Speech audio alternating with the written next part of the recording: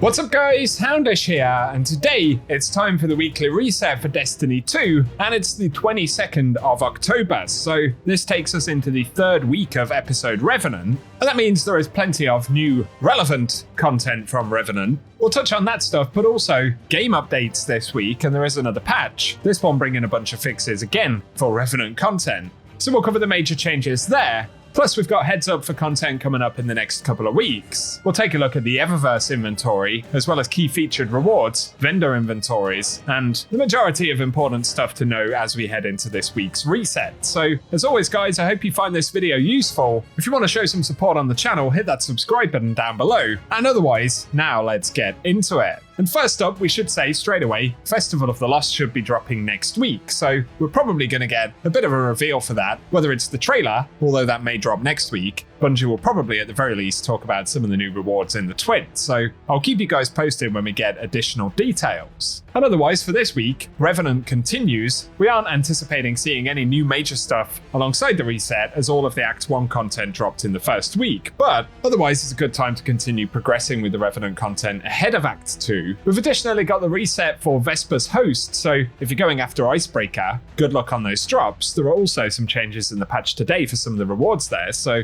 we'll touch on that in just a moment. Finally though, Trials of Osiris will return once again this Friday. Up next though, we now have patch notes for the update that we've had today. And so firstly, for Excision, they fixed an issue where the incorrect skybox was showing during the final shape ending cinematic. That was an amusing one. Then for seasonal stuff, they fixed an issue where Act 1 progression would be blocked if the player abandoned the prologue quest. Another issue where the tonic capsule would softlock the game when accessed through the quest menu. That was annoying as well.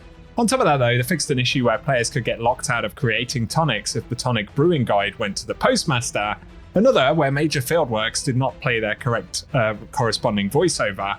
And then one where on-screen tutorials could not be dismissed during fieldwork missions. So those are good. Then for Onslaught Salvation, they fixed the problem where only the first player opening the extra chest at the end of wave 50 would earn the reward, so players were missing out on that, but it is now fixed apparently. And for Vesper's Host, they fixed an issue where Master difficulty wasn't rewarding Artifice Armor, and another issue where players could duplicate nuclear cores, so no more cheese on that front, I guess. On top of that, for Pathfinder, they fixed an issue where the third completion wasn't giving rewards. And onto gameplay and investment for Armor and Sanguine Alchemy, they added a debuff icon so that players can identify when they've been marked by an enemy.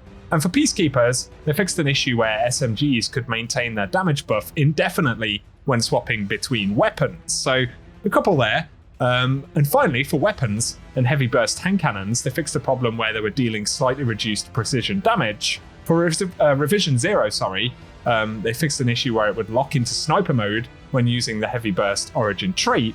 And finally, for Last Word, they fixed an issue where the weapon was doing too much damage against players, but it does see increased damage versus combatants, which has not been readjusted. So that means we can enjoy the PvE buff and yeehaw responsibly. On top of that, it's been re-enabled in PvP and Gambit. So a couple of interesting ones there. Kind of curious to try Last Word out, so I hadn't paid a ton of attention to it, but give us your thoughts on those patch notes in the comments section. And getting into other gameplay stuff for the week, we can see we do have double Crucible rewards available this week, so a good one to go after if you're playing some PvP. And then as we head to the Eververse store, as always, bit of advertisement right there for some of the armor ornaments available for silver, but let's focus on Bright Dust stuff as always. So initially on the front page, we've got the Wolf-Kissed Mark, so we're seeing marks right here from the Universal Armor Ornament sets that are available this season for 1200 Bright Dust. And then we've got the Unchained Exotic emote, which is available for 3250 Bright Dust, which is a pretty cool one right there, especially with the Stasis theme at the minute.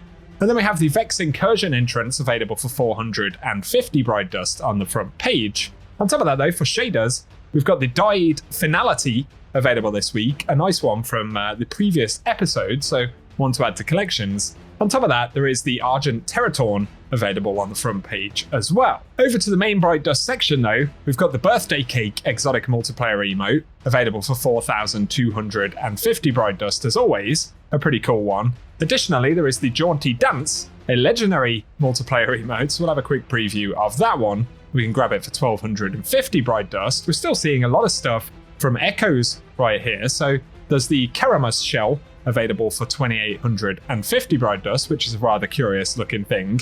Additionally, there is the Alpha Zulu exotic ship available this week as well. Kind of looks like an Apache chopper or something. That one's 2000 Bright Dust. And then there is the Red Veteran exotic sparrow, the Cade 6 themed sparrow right here, finally available for 2500 Bright Dust. And we have the ornament for Choir of One, the raised voice ornament, again from last season. This one's 1250 Bright Dust as well. So loads of Echo stuff to add to collections right here. And then there is the Muffin Top projection as well, which is available for 1500 Bright Dust. And finally, we have the second page of shaders. So there is Sunrise Warrior initially, very, very pink indeed, for 300 Bright Dust. For the same cost, we've got the Verdigris shader available right there. And additionally, there is the Iridescent Coral, which is quite a nice looking one.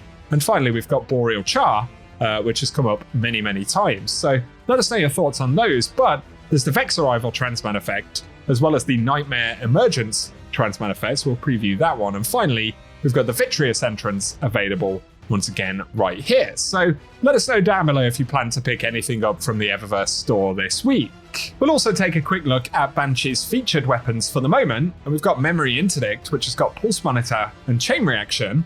On top of that, Peace of Mind with Compulsive Reloader and Vorpal Weapon. And then the Briar's Love Scout Rifle, which is Keep Away and Pugilist right there. And there's also the Ragnhild D Shotgun, which has got Autoloading Holster and Demolitionist. And the Pizzicato SMG, which is Ensemble Osmosis. So there are a couple of weapons there that have decent rolls, but keep in mind, the weapons and rolls will change throughout the week. Let's also finish with a visit to Darth Shader 1 down here in the annex. She's got the Tangled Web set of gear, so old Tangle Shore armor available this week. But for shaders, we've got the Rasmussen Clan shader from back in the Black Armory era right here. I'm not sure if we're even going to get a preview, as the tower doesn't like to give us previews, but that one's available for 10,000 Glimmer. There's also the new Pacific Sync, the worn variant. It's worn so much that you can't see it anymore. I do apologize for the previews not loading. And finally, there is War Cult Camo as well. I'm sure you guys kind of know what these look like, but let us know if you plan to grab any of those down below.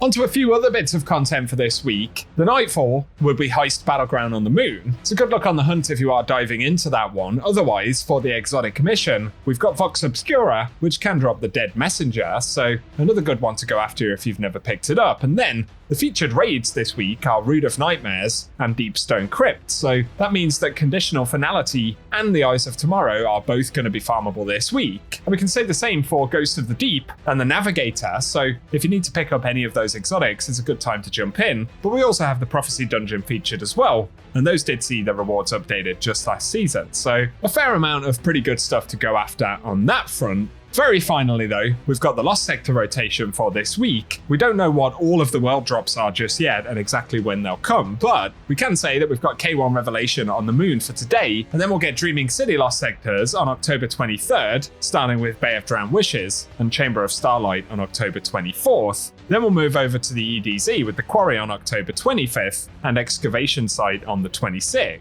Lastly though, the Broken Deep on the Pale Heart will be featured for October 27th, and we'll get Blooming Deep for October 28th. But again, I will keep you posted with the loot rotations as they become clear in the coming dates. For the moment guys, that is what we have to round up for the weekly reset. So as always, give us any of your thoughts on the patch changes this week, and let us know what you'll be jumping in to get completed this reset. Good luck if you're hunting down Artifice Armor, or indeed the Icebreaker from Vesper's Host. It's always exciting when you get renewed chances at the new exotics in the first few weeks, so I wish you all the best if you are diving back in. Otherwise though, if you've enjoyed the video, a rating really helps us on the channel, and be sure as well to get subscribed so I can keep you up to date with everything related to the game.